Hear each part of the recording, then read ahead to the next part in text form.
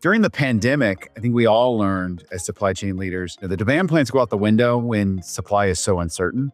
That mindset of pivoting and being flexible is much more pervasive in the restaurant space than it is in the traditional consumer product space. Maybe the top one or two priorities that you have, is that more around optimization, expansion, technology? What I'm really focused on is how can we get better responses and feedback from the field. What's your advice for operations leaders that are trying to upgrade legacy systems without breaking things? Understanding your supply plan and then having the ability to quickly, replan, recast those plans is far more important than being able to predict your demand.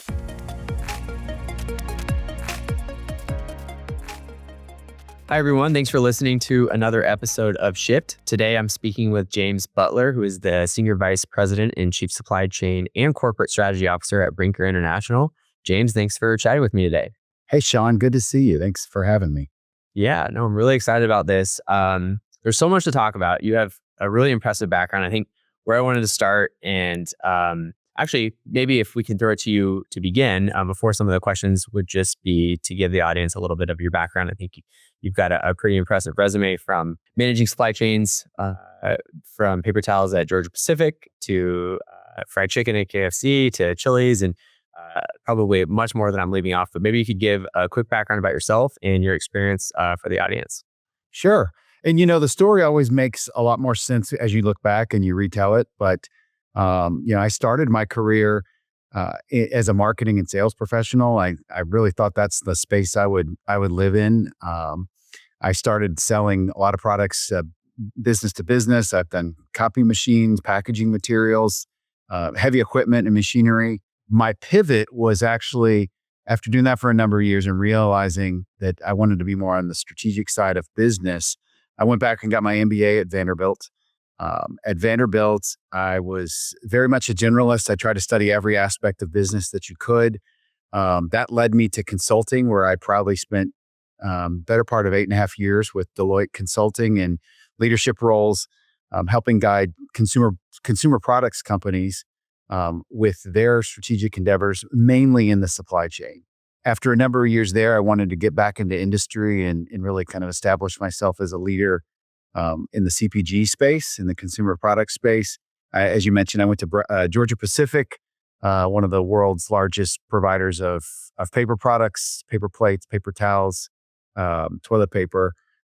There, I had the opportunity to help the chief supply chain officer redesign the supply chain from what was a 150-year-old paper company to an organization that today is really growing and making a name for themselves in the consumer space. After Georgia Pacific, I jumped over to food service, where the parallels there were a lot of our products were actually used in food service. So there was some similarities, but I went and led the supply chain for Kentucky Fried Chicken. So I moved my family to Kentucky, led KFC through the back half of the pandemic, really relaunching some new strategic categories for them, chicken sandwich, chicken nuggets, and things that they were doing to reinvent the brand. Along the lines there, a number of the leaders that I met at KFC, including the president at the time, Kevin Hochman, made the move to Brinker International, which is the parent company for Chili's and Maggiano's Grill.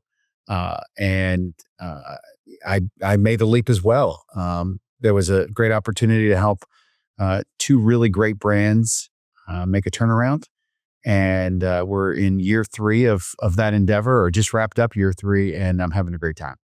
That's awesome. Yeah. There's so much to dive into. And I have a couple of questions around the differences, because you've got a couple of different roles within CPG and restaurant. And I'm just wondering, a little bit about the variance. But before I get into that, I think you recently had corporate strategy added to your title. And it sounds like you're doing a lot between SVP, Chief Supply Chain Officer, and Corporate Strategy Officer at Brinker. So what's your day-to-day, and kind of maybe if you could share what you have purview over, and is it, I'll let you take it.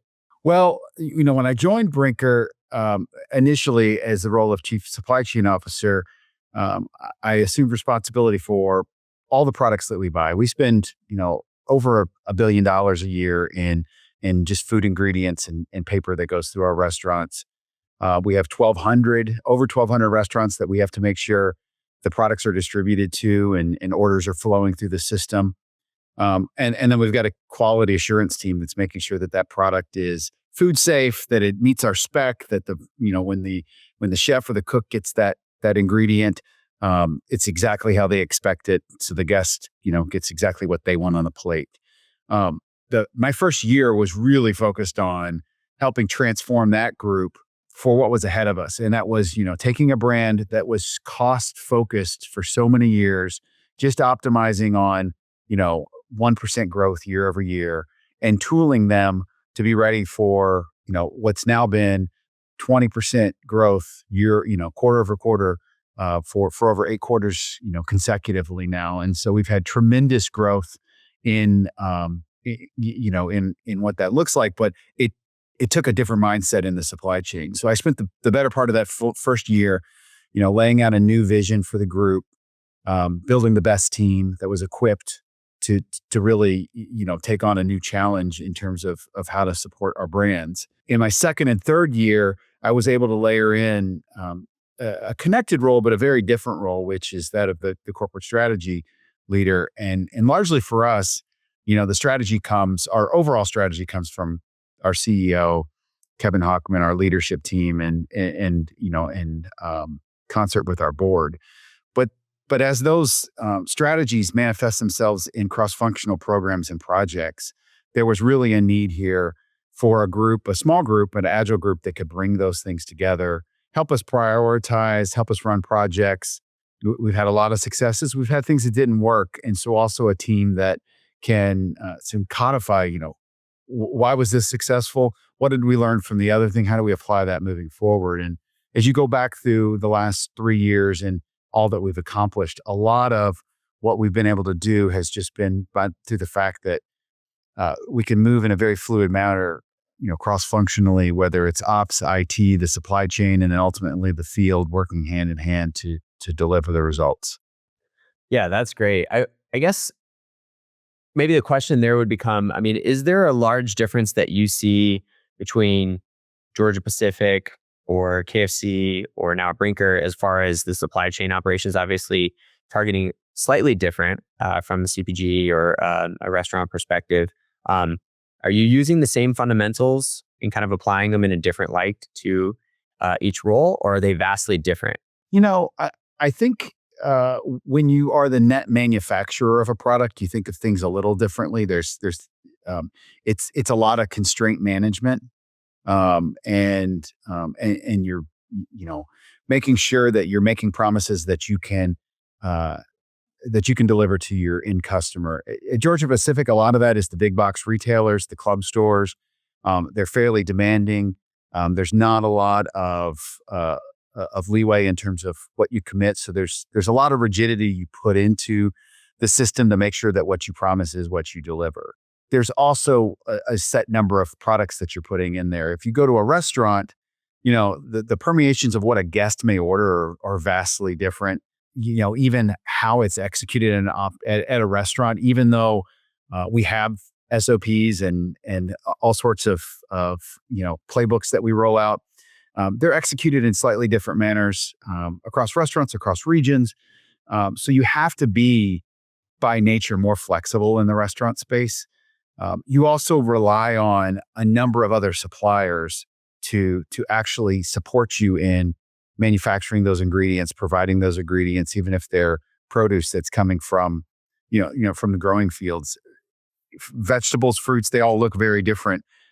So that mindset of, pivoting and being flexible is much more pervasive in the restaurant space than it is in a traditional consumer product space.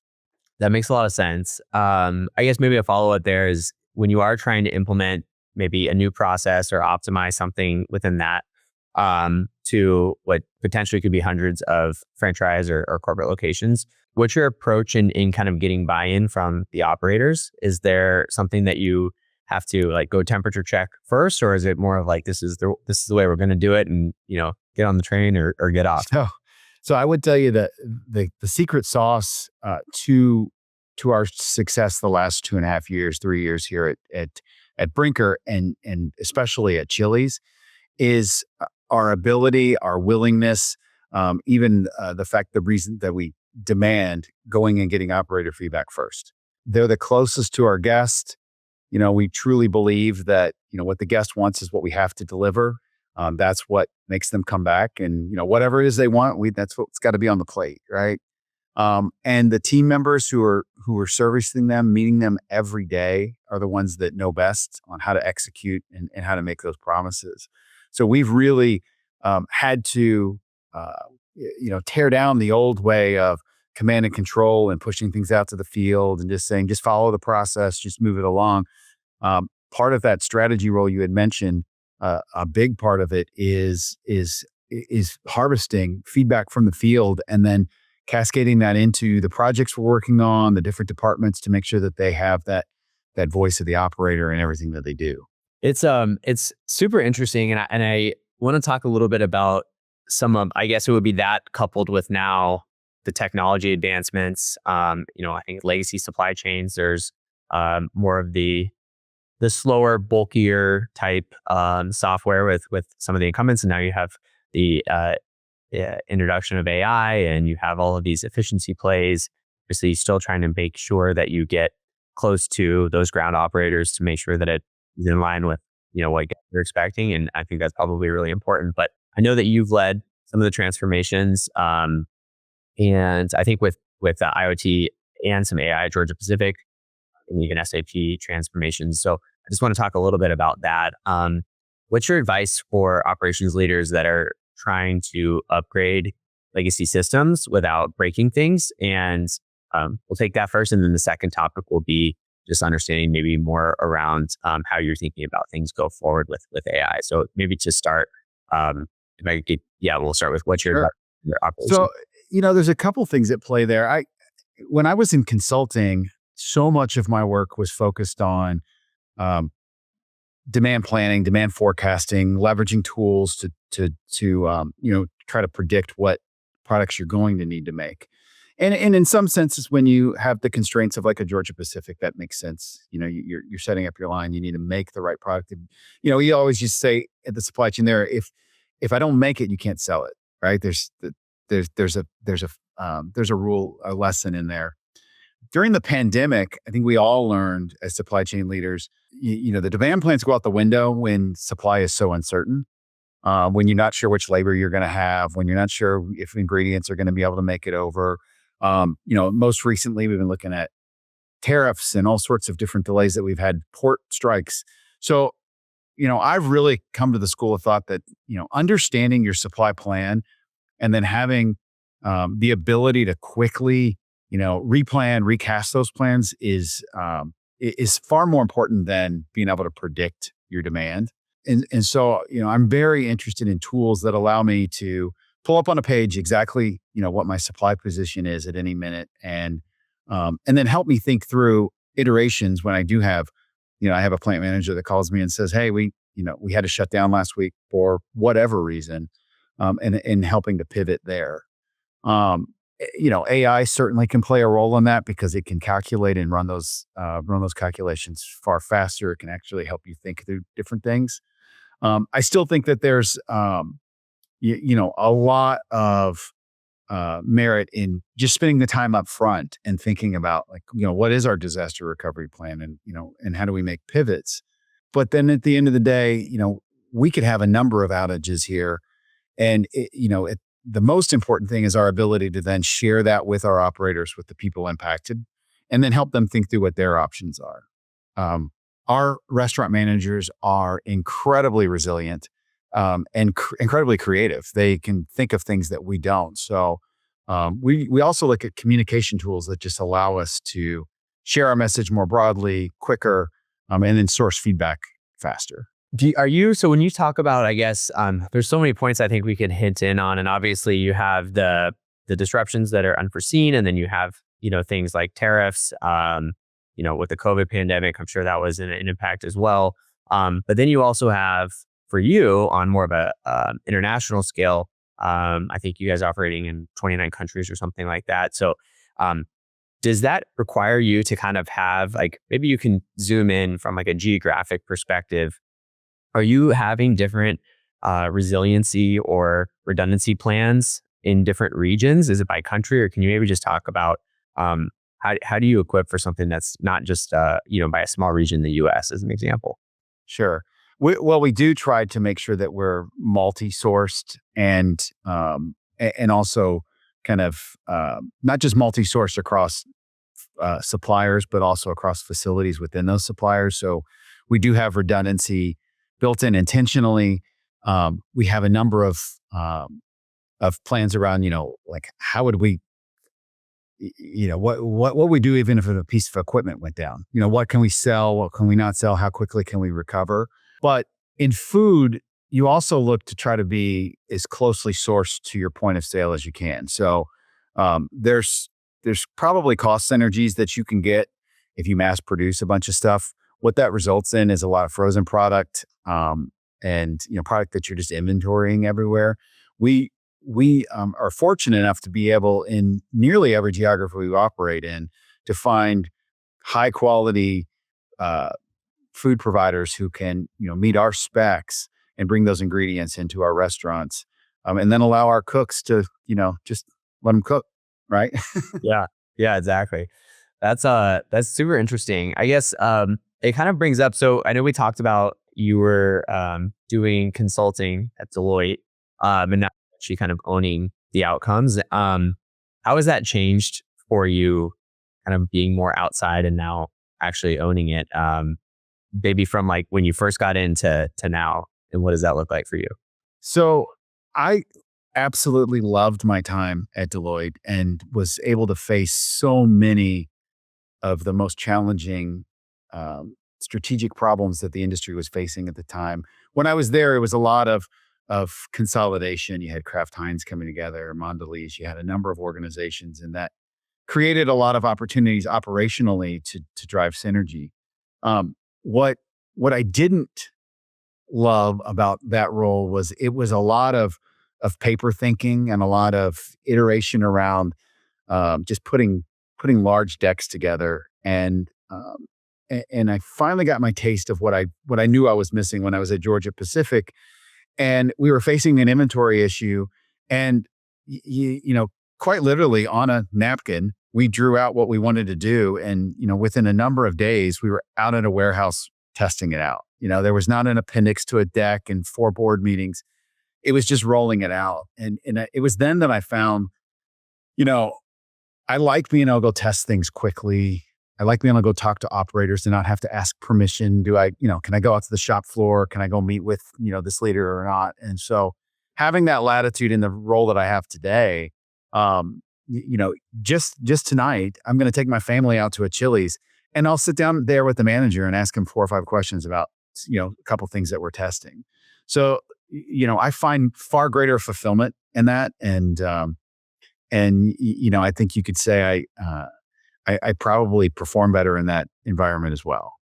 That's awesome. So I have a follow up on the consulting to move, but before we get there, I have to know. So when you go with the family to a Chili's, you pull the manager aside, and maybe there's some advice or something. How fast are you taking that feedback? Do you try to find a larger sample size, and then take that to say like, okay, well, if 5 stores are having this problem, then I would implement it, or like, what's your thought process, assuming he gives you some sort of like hair on fire problem at dinner? Yeah, I think you've hit the nail on the head, right? You want to make sure that that manager that he or she is not providing you, just a one-off experience. So what we can do, that cross-functional team I mentioned earlier, we consolidate every bit of feedback that we get. And then on a regular cadence, we have a larger cross-functional team that starts to go through this list and says, like, hey, like, are we hearing this other places? We may test something and call some restaurants and say, hey, are you also experiencing this issue? Is your chicken coming in out of spec, or are you having you know XYZ issue? And if we start to hear more of it, then we know it's something to dig into. But But you said, you kind of framed it the right way. We do hear, one-off type things, or maybe it was just a misunderstanding, or it's always an opportunity to listen, be appreciative, challenge. But I would tell you, by and large, the feedback that I get usually results in some opportunity to look at a process or a product, or something that we can do a little better. Yeah, I have to imagine that's kind of where my head went. And for folks that aren't super familiar with restaurant operations, but I think from even just a basic consumer's perspective, we could all identify maybe a negative experience. And I have to assume that when they find out who you are, they're probably not necessarily giving you all the great things. I'm sure it's some of the areas of opportunity too. And I think you would maybe be, I don't want to say like running around like a chicken with your head cut off. But if you only took these singular points of feedback, I'm sure it would be a little similar to that. And so that's very interesting.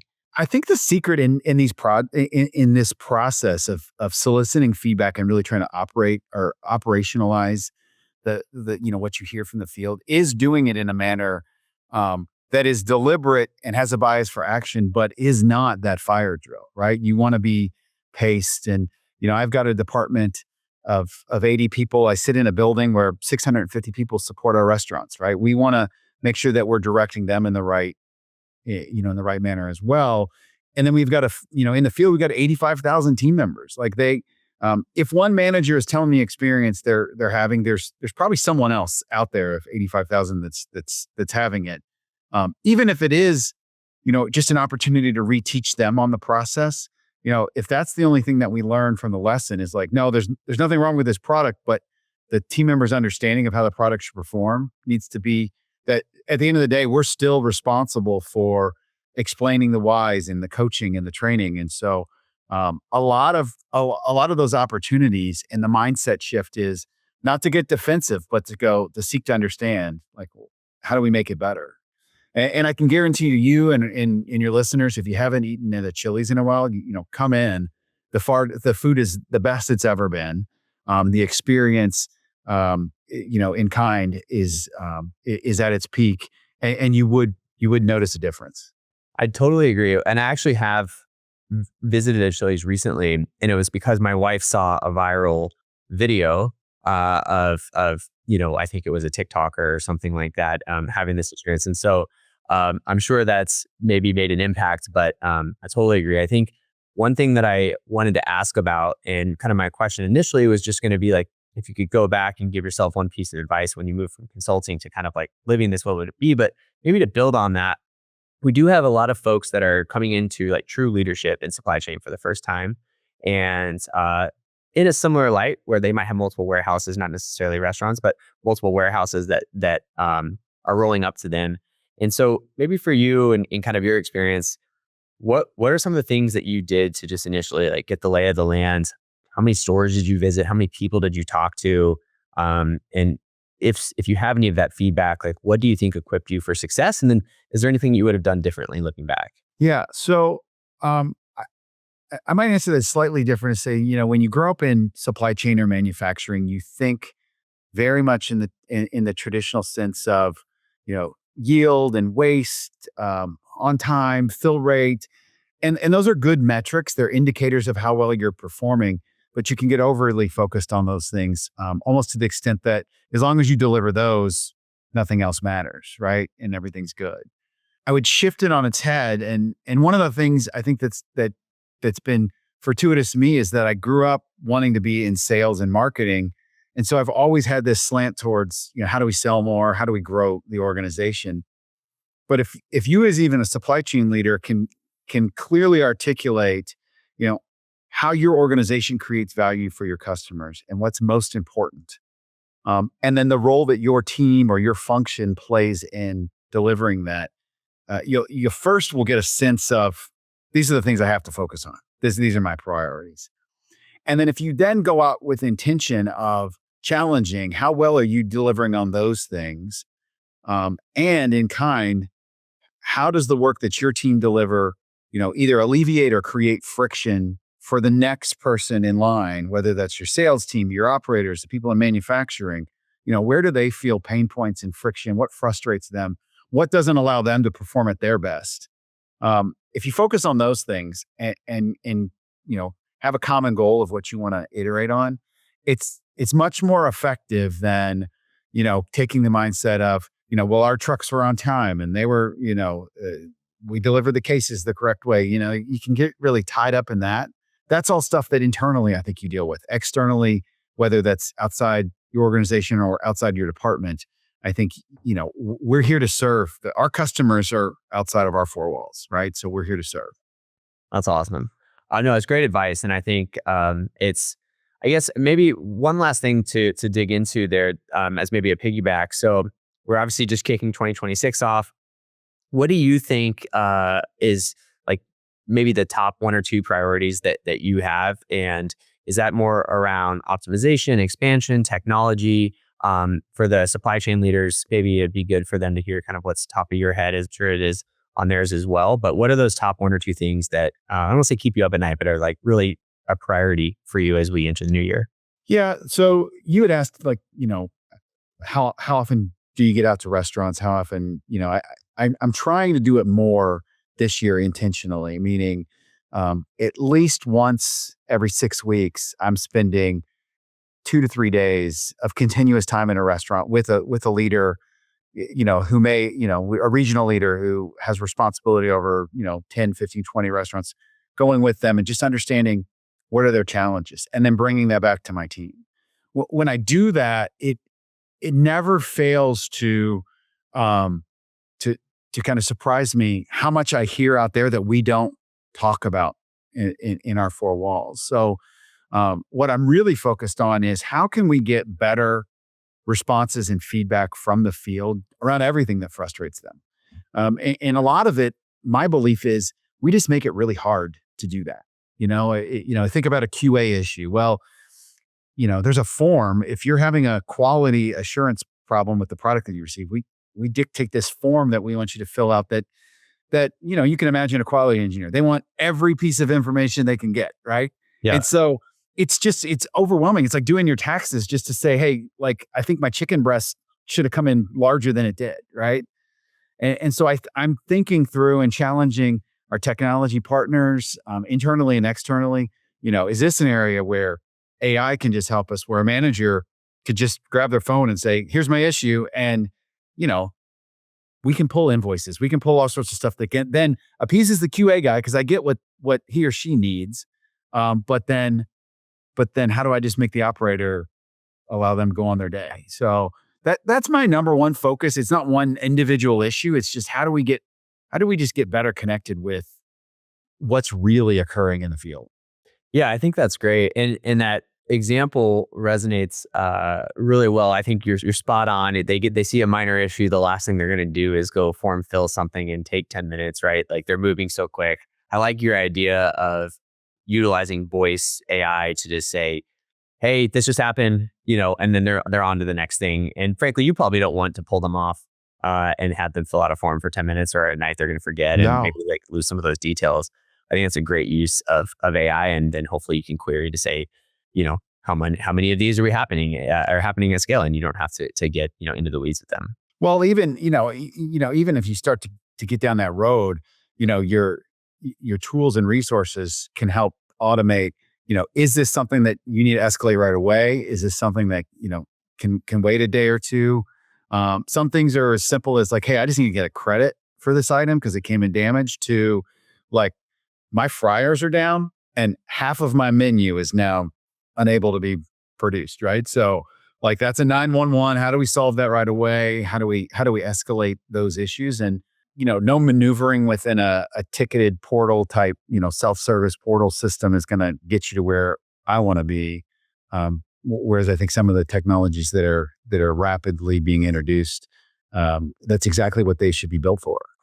Totally. And I think to your point, there's going to be, you kind of have the things that are more passive where, you need to file a claim because there was damage or something. And, that's not necessarily as high priority. And then you have the fires that need to be, escalated to a number of folks. And then you need to be assigning a time limit. If you send somebody an email, they don't respond, can you call them? And then if they don't respond, really just pushing that up so things are getting faster time to value. And I think it's a great use of the tech. Yeah. Well, I could talk to you about that all day, but that's all we have time for today. But before we wrap, if people want to follow along with your work, where's the best place for them to go? So I'm active on LinkedIn. You can find me at James Butler. It's under Brinker International. If you want to see closer the fruits of what we do, come into a Chili's or come into a Maggiano's, and you're going to have a great meal and you're going to be taken care of. Awesome. Well, thanks for joining us, James. It's been awesome, and I appreciate it. It's a pleasure. Thanks.